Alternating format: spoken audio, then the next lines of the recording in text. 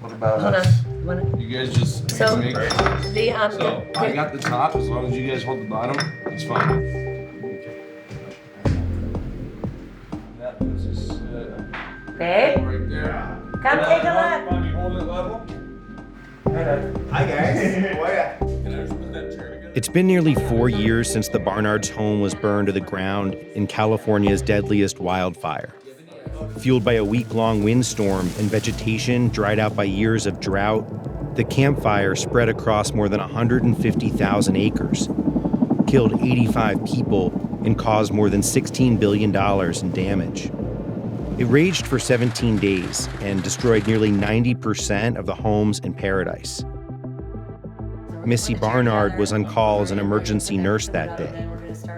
There was ash falling on our driveway, and we decided to evacuate the hospital. And it was really surreal because it was so dark at 8:30 in the morning. I didn't think about my house at that time. It was more like, we need to just get out of here right now. A friend of mine had come in several days after the fire. We weren't allowed up here, and he took a picture and sent it to us. It was rubble, ash and rubble. A lot of people here are still waiting to rebuild. They're living in trailers still. I was literally in town meeting saying, I'm gonna be the first one to rebuild. And it's just my nature. I mean, getting the insurance, you have to, be like a dog with a bone to sit there and get the money from them.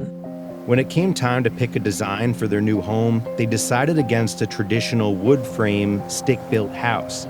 Instead, they landed on a Q cabin, a prefabricated design based on military-style Quonset huts made entirely of non-combustible materials. You could have built any which way. Mm-hmm. Why build like this? Well, if fire is a true risk in the state of California, I just don't ever want to lose it all again. The city's actually seeing a housing boom, and it's not just being driven by families rebuilding what they lost in the fire. People from around California are buying homes in Paradise. The city's relatively low prices look like they won't stay low for long. Median home costs in the city have jumped 34% year over year, so people are racing to get plots of land. Hey there. How's it going? How's it going? I'm Doug. Dan, nice to meet you. Good to meet you too. Sherry, Nice to meet you. So the house that was on here had burned down in the campfire. We have the master bedroom on this end of the home behind the garage, and then the 2 spare bedrooms and hall bathroom on this side. I mean, this is all brand new. Yep, so brand new construction, just finalized a few weeks ago at the town of Paradise. And what's the price on this? $499,000 is what it's listed at. Wow. And is that high for Paradise, or is that normal? Yeah, I've definitely escalated over the last 3-4 years. Doug Spiker and Sherry Palade, 2 real estate agents who've lived in Paradise their entire lives, are drawing interested buyers from all over the country.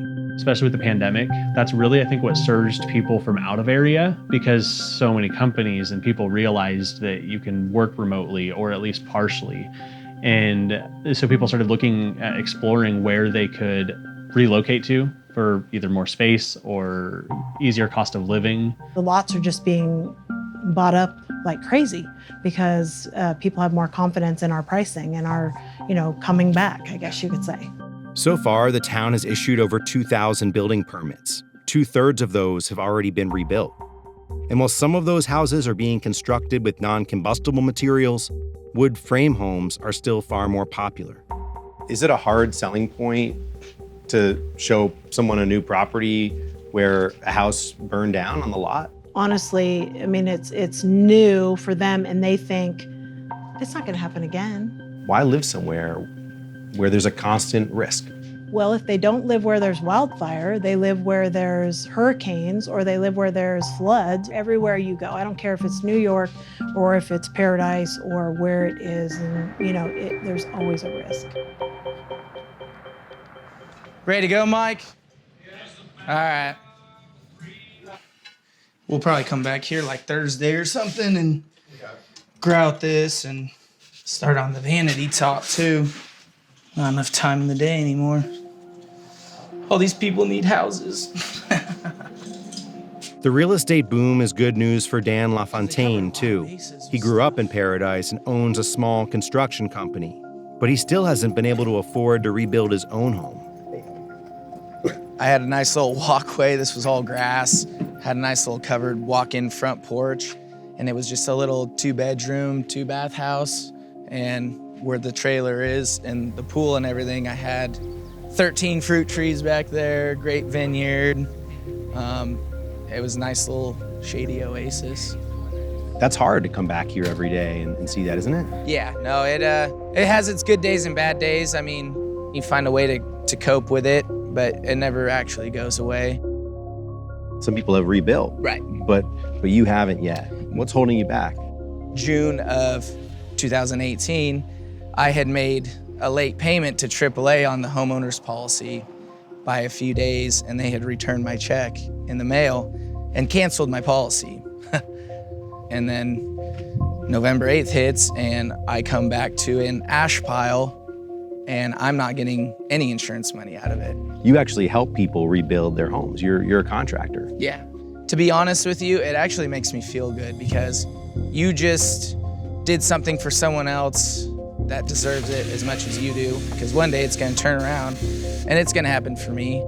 But when you look around Paradise now and you see all the wood framing and all the things that can burn, does it seem like they're rebuilding in the right way?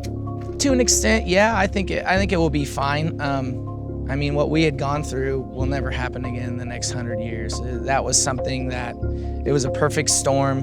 Some of these cement bricks and brick walls and things like that, I mean, if that's what you need to feel safe at home, then I say by all means do it. But I think it's almost unnecessary to an extent. This is the line just ahead of us. All this burned. This all burned. All these were homes.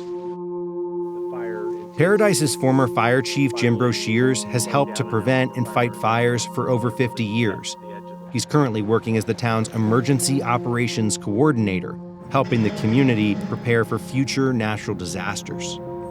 Have people learned their lesson from the fire? Some people, yeah, as we know, are building back better, building back safer. But unfortunately, we saw places where people who, it's really a near miss for them, have chosen to really not do much of anything at all. Some people are thinking about non-combustible building, but so many are. I mean, why isn't it top of mind for everyone? We go back to the kind of home, it looks the same, it feels the same, and that's what wood frame is for most people and for most builders. It's in their comfort zone. I know that if they do things right, wood frame or not, that they can make their home safe. An individual life choice will make all the difference in the world. We saw that with people who choose to stack wood next to their house. We saw that with people who landscape with, stuff that's highly flammable right up next to their home. We see it with people who build wood fences right up to their home. It isn't a one-time decision about how you build your home. It's a lifelong choice of how you live your life in an environment that's going to burn. Is it a false narrative that because there was the campfire here, because that fire was so big, that it's somehow safer here now? The environment we live in, the home we live in, and what we do with our yard all work together to whether we be safe or not. There will be fires again. What kind of fire we have is what we have control of. Do we have any beer? The other day, did Dad tell you that we saw these baby woodpeckers? Yeah, I'm looking. Did you see how many holes they pecked in that tree? I'm surprised that tree's still standing. I know, me too. How you can be up still with that many holes? I know. After the largest fire in California history happened right here, why stay? That day, when we all met down in Chico, I turned to my husband and said, well, should we move to Mexico? But our children were in high school, one was in college, all of our friends are here, our tribe, and my mother lives here, and so David said maybe we should move, and I thought, well, where?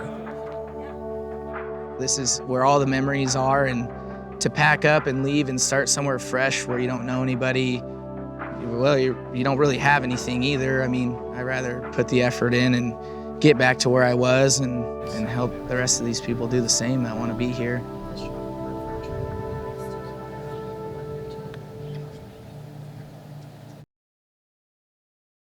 I'm Michael Learmonth, editor-in-chief of Vice News. Too often, traditional news outlets shy away from the real stories and experiences of those living through global conflicts. Not Vice News. Our reporters are on the ground, fearlessly covering the human stories that shape our world. You and millions of others can continue to read, watch, and listen to Vice News for free.